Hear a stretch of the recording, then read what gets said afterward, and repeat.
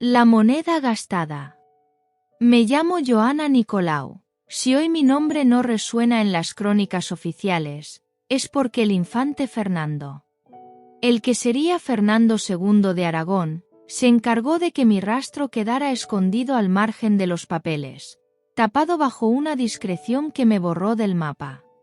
Fui la mujer que conoció antes de su gloria, la madre de Juana, su hija natural reconocida, y el secreto que latía debajo de su camino al trono.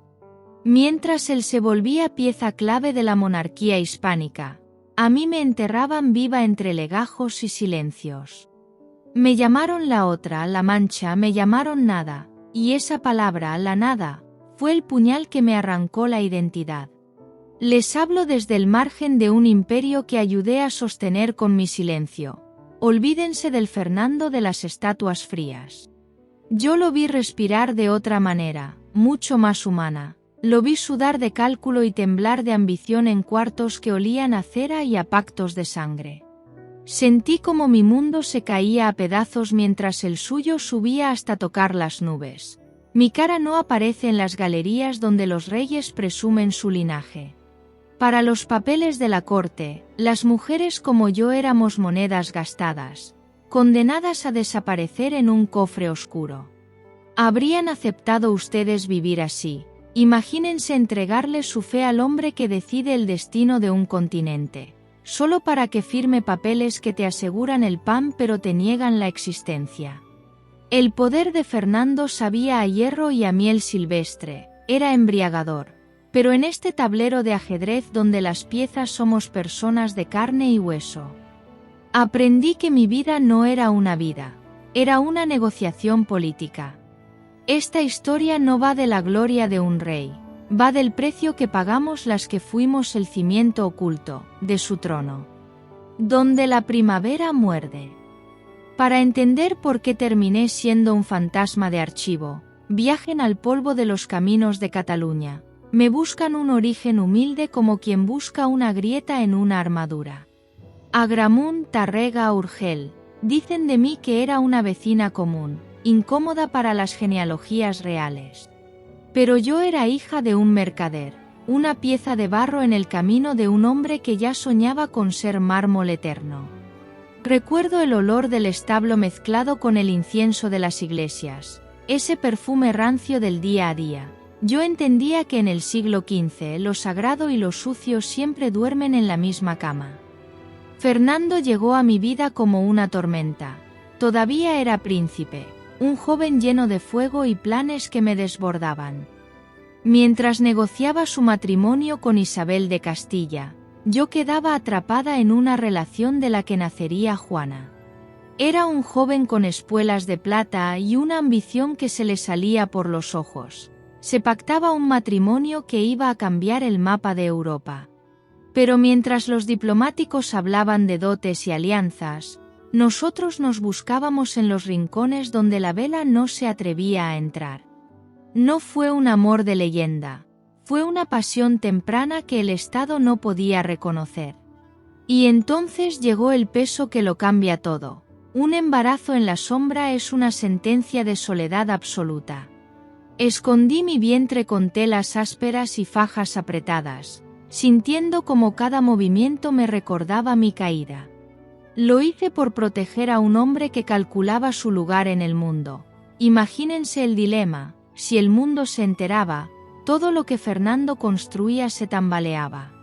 Si la corte sospechaba de mi origen plebeyo, me usarían como un arma contra él.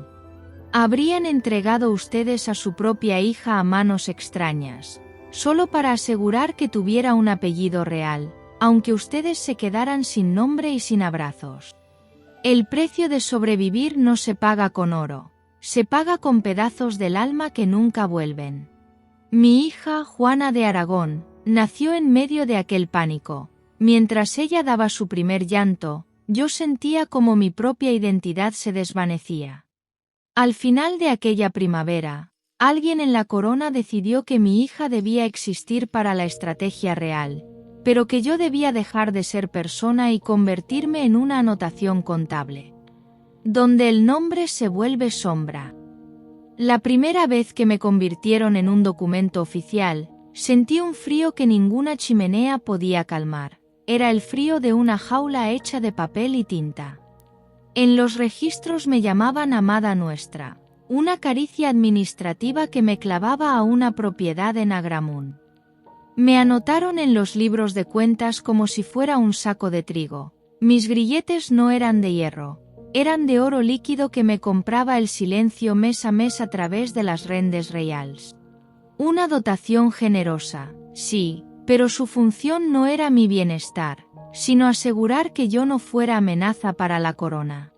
Y aquí es donde el juego se vuelve macabro. Mi nombre empezó a bailar una danza de máscaras en los papeles. Un día era Andreua Mateua, al otro Nicolaua Andreua, y al siguiente Joana Nicolau. ¿Saben por qué? Para que nadie pudiera seguir mi rastro. Era una maniobra burocrática perfecta. Si no me nombras igual 2 veces, nadie puede reclamar mi existencia ante un juez. Era el método perfecto para hacerme desaparecer sin veneno ni mazmorras. Fernando aprendió que el poder absoluto se ejerce mejor con la contabilidad que con el acero. No me encerró en una torre, me encerró en las rentas reales. Me ataron a unas pensiones que sabían a cadena perpetua de lujo. Te doy para que calles, te doy para que no estorbes, y yo, con vergüenza, acepté el trato. En un mundo donde el orgullo se paga con el hambre de tus hijos, el honor es un lujo que no podíamos permitirnos. Mientras tanto, mi hija crecía rodeada de lujos y de una educación que yo jamás le hubiera podido dar. Le pusieron el apellido Aragón, un nombre que suena a campanas de guerra. Esa niña era una lámpara encendida en un cuarto sin ventanas. Su luz la salvaba de la miseria, pero también la convertía en pieza del tablero geopolítico de su padre. Y entonces llegó el rumor que me hizo temblar. El príncipe redactaría las disposiciones de 1475 sobre sus hijos naturales. La firma junto al puente. Estamos en julio de 1475. El aire de Castilla parece a punto de estallar por la guerra de sucesión. Yo estoy lejos de Tordesillas, pero la noticia me alcanza como un rayo en mitad de la noche. Fernando está a punto de irse a la batalla, y allí, cerca del puente, con el agua golpeando las piedras, dicta sus órdenes. Es el momento en que la pasión se convierte en cláusula legal fría. Imaginen la escena: el rey sentado frente a una mesa de madera, rodeado de sombras y capitanes. La pluma raspando el papel sonaba como un cuchillo cortando mi propia garganta. Cada trazo era un muro entre mi hija y yo. En ese documento, Fernando hizo algo que definiría mi existencia. Mencionó a sus hijos naturales y aludió a sus madres, dejándonos sumergidas en el anonimato. Él no buscaba un acto de amor, buscaba orden sucesorio y protección patrimonial.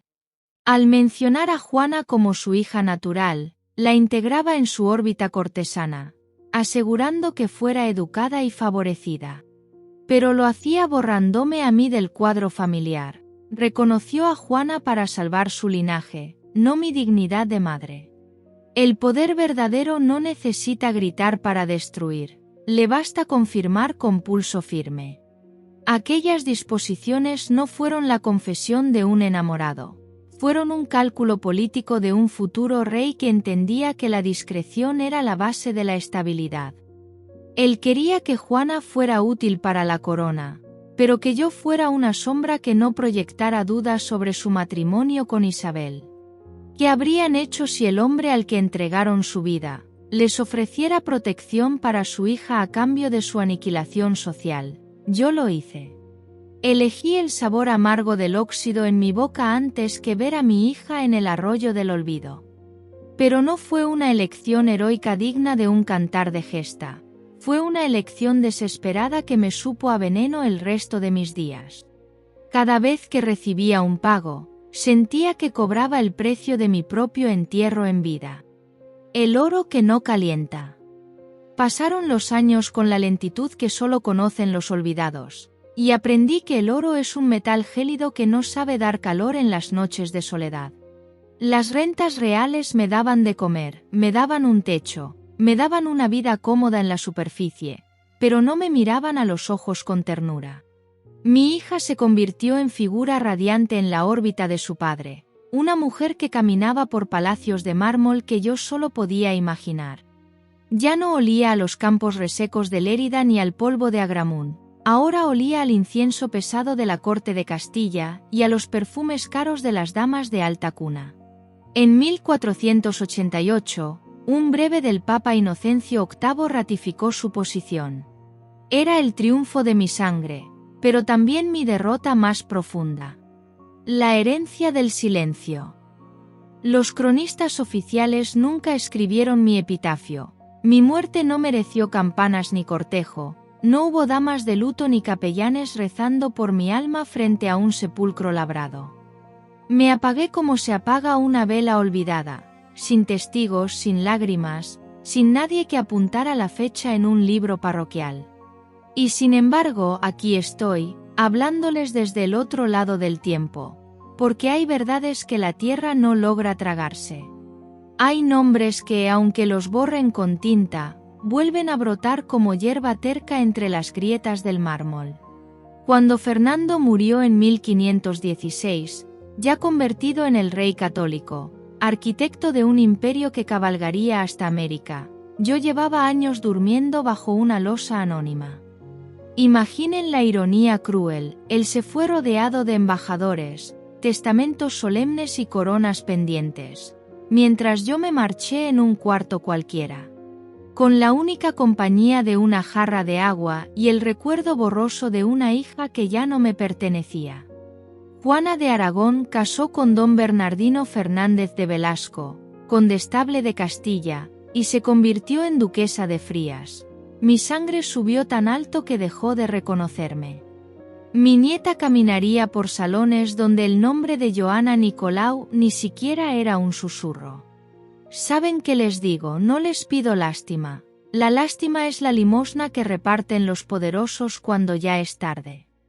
Lo que les pido es memoria. Pónganse en mi piel, la mujer cuyo cuerpo fue refugio de un futuro rey, cuya entraña fue cuna de una duquesa, y cuyo nombre fue tachado 3 veces.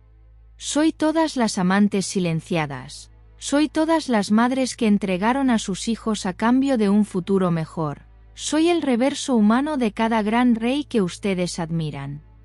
Si alguna vez visitan Agramunt, si caminan por Tárrega o se asoman a los archivos de Lérida y encuentran un nombre tachado, una firma mal copiada o un pago a una amada nuestra sin más explicación, deténganse. Respiren hondo, porque ahí estoy yo, ahí está el latido de Joana Nicolau, esperando que alguien pronuncie su nombre. La historia oficial me robó la voz, pero esta noche gracias a ustedes he vuelto a tenerla. Y mientras alguien repita mi nombre, Joana Nicolau, la madre de Juana de Aragón, la mujer que amó a Fernando antes de que fuera el católico, yo no estaré del todo muerta. Ese es mi único triunfo, y se los regalo.